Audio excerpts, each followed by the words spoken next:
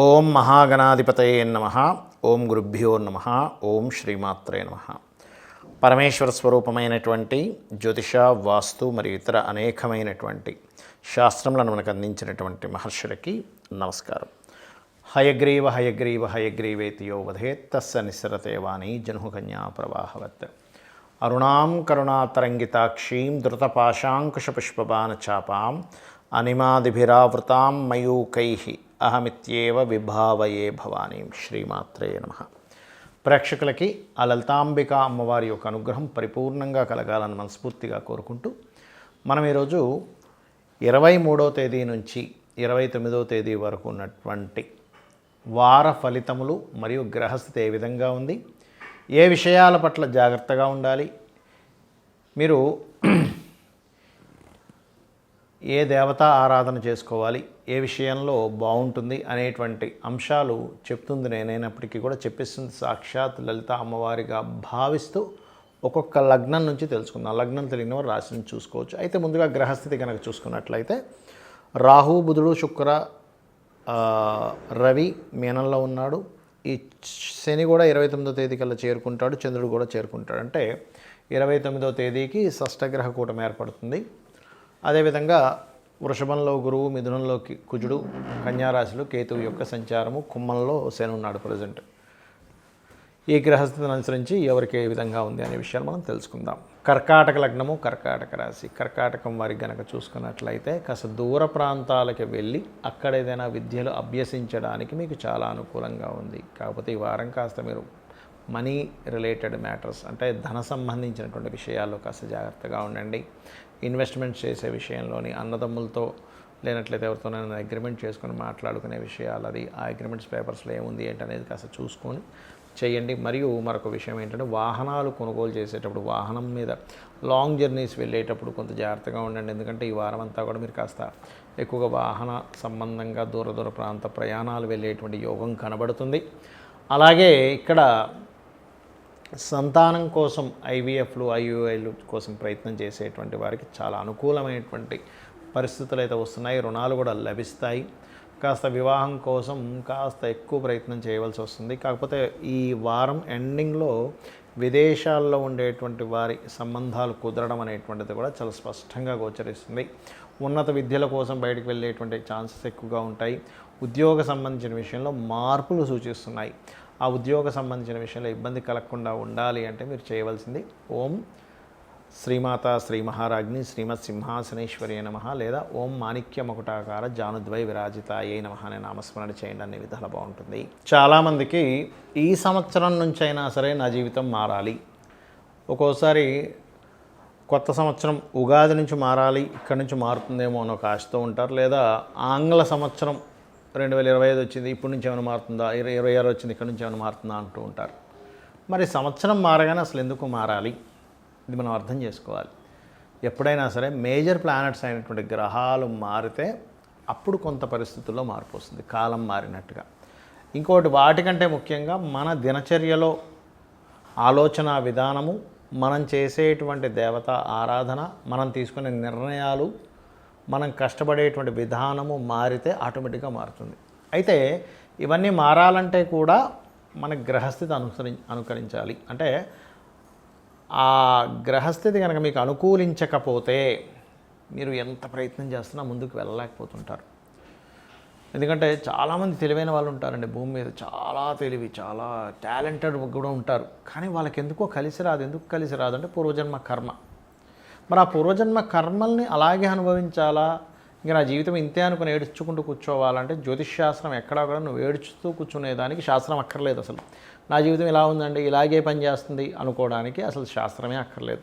ఇప్పుడు మెడికల్ ఉంది, మెడికల్లో అలాగా మీకు ఏదో ప్రాబ్లం వచ్చింది, డాక్టర్ గారి దగ్గరికి వెళ్తే ఏం చేస్తారు, బాబు నువ్వు ఈ టాబ్లెట్స్ వాడు, ఈ కోర్స్ చేయి, నీకు తగ్గుతుంది అంటాడు.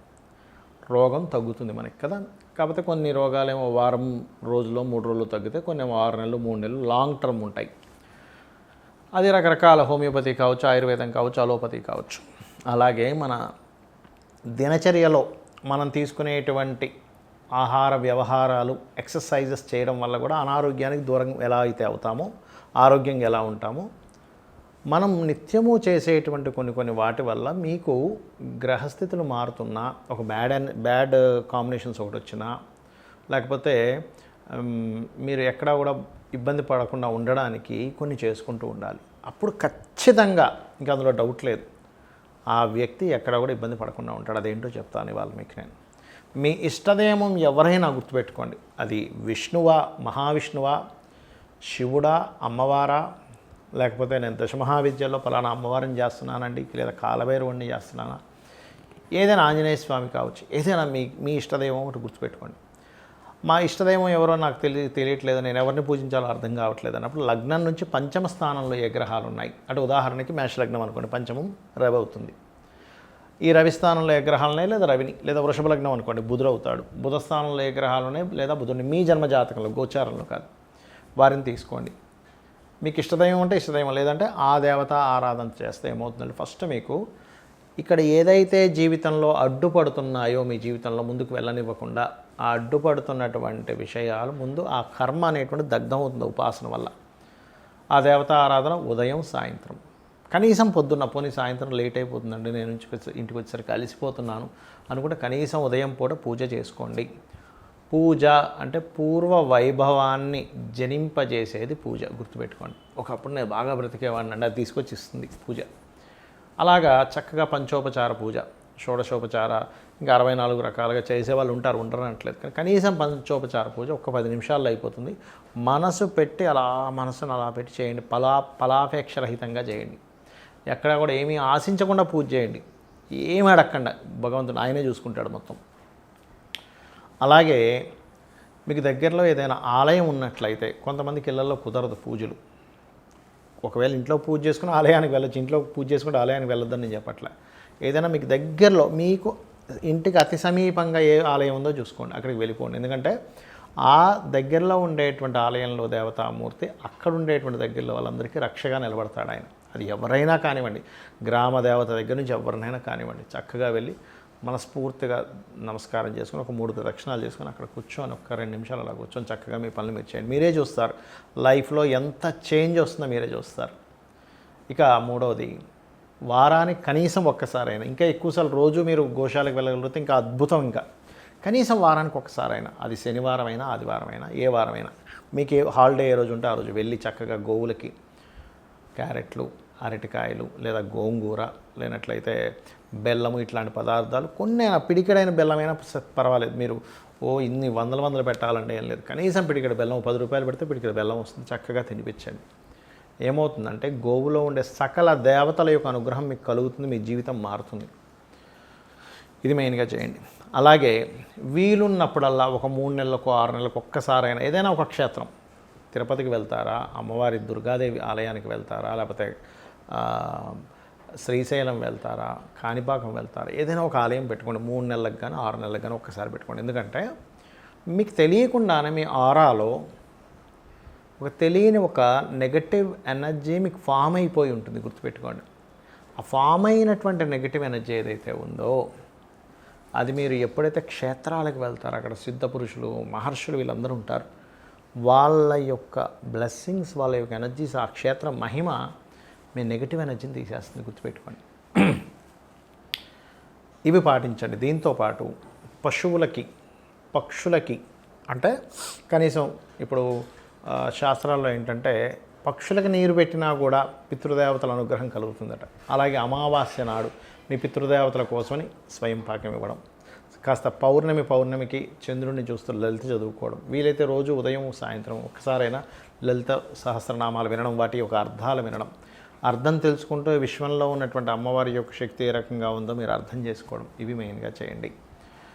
దీనివల్ల ఏమవుతుందంటే మీకు తెలియకుండానే ఒక జర్నీ, అంటే మీరు పశుపక్షాదులతోని మీ రెగ్యులర్గా ఉండేటువంటి దీంతో కనెక్ట్ అవుతారు బాగా. ఇందులో చాలామంది అడుగుతారు, ఏమంటే నిత్యం పూజ చేస్తే నాన్ వెజిటేరియన్ తినకూడదేమో, ఇలాంటివి ఏమీ లేవు, గుర్తుపెట్టుకోండి.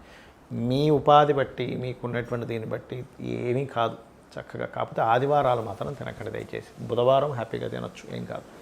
అయితే ఇప్పుడు పౌరహిత్యంలో ఉంటారు, మంత్రాలు లేనట్లయితే పూజలు అవి చేస్తారు, వాళ్ళు మాత్రం ఎట్టి పరిస్థితుల్లో వాటిని ముట్టుకోకూడదు. ఒక్కొక్క ఉపాధి బట్టి ఇప్పుడు క్షత్రియులు ఉన్నారు ఉదాహరణకి, వాళ్ళు నాన్ వెజిటేరియన్ తినాలి, ఎందుకంటే వాళ్ళకి బలం కావాలి. అట్లాగే మీరు గనక ఏమంటే నాకు